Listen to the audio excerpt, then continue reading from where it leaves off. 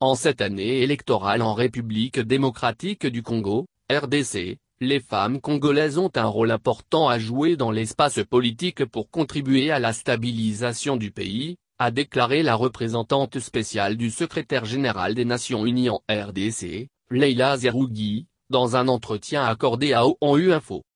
Reportée à plusieurs reprises depuis 2016, l'élection présidentielle doit avoir lieu le 23 décembre 2018 en même temps que les élections législatives. Ce scrutin présidentiel devrait donner un remplaçant au président Joseph Kabila, qui occupe ce poste depuis 2001 et n'est pas autorisé par la Constitution à se représenter. L'année 2018 est une année charnière pour la RDC, souligne Madame Zerougui, qui est également la chef de la mission de l'Organisation des Nations Unies pour la stabilisation en RDC, MONUSCO. Pour la première fois dans ce pays, on a un président qui ne se représente pas. On se prépare à un transfert pacifique du pouvoir, chose qui n'est pas arrivée dans ce pays en 57 ans d'indépendance. L'ONU fera tout ce qui est en son pouvoir pour faire en sorte que ces élections soient les élections de la stabilité, de la joie, de la confiance dans l'avenir et que les groupes armés et tous ceux qui sont tentés par la déstabilisation dans ce contexte électoral ne fassent pas dérailler ce processus, ajoute-t-elle. 21 millions de Congolaises enregistrées pour les élections. La représentante spéciale rappelle que 46 millions de Congolais se sont enregistrés pour les élections à venir, manifestant un désir d'aller aux élections. Et parmi ces électeurs enregistrés, 47% sont des femmes, soit 21 millions de personnes qui ont été faire la queue, malgré les risques pour pouvoir aller voter. Je crois que c'est une force extraordinaire, estime Madame Zerougui, rappelant le rôle des femmes pour obtenir la conclusion de l'accord du 31 décembre 2016 entre la majorité et l'opposition sur le transfert pacifique du pouvoir et la consolidation de la stabilité en RDC. Avec tout ce qu'elles ont vécu, les femmes congolaises ont toujours été présentes. À la différence de certains autres contextes, les femmes congolaises sont dans la rue, elles travaillent, ajoute-t-elle. Elles subissent la violence, mais elles sont là. Elles ne sont pas enfermées à la maison. Elles ne sont pas entretenues.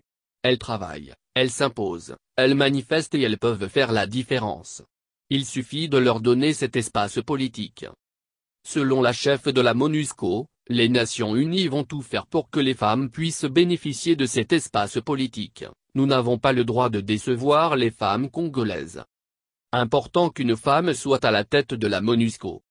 Selon Leila Zerougui, il est important pour les femmes congolaises de voir une femme à la tête de la MONUSCO, une femme qu'elles peuvent aborder, une femme qu'elles peuvent appeler le soir.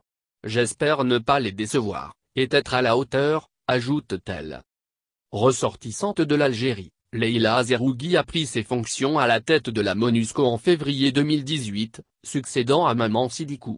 Experte juridique en matière des droits de l'homme et de l'administration de la justice, elle a déjà travaillé en RDC par le passé, en tant que représentante spéciale adjointe du secrétaire général de 2008 à 2012, une période au cours de laquelle elle dirigeait les efforts visant à renforcer l'état de droit et la protection des civils.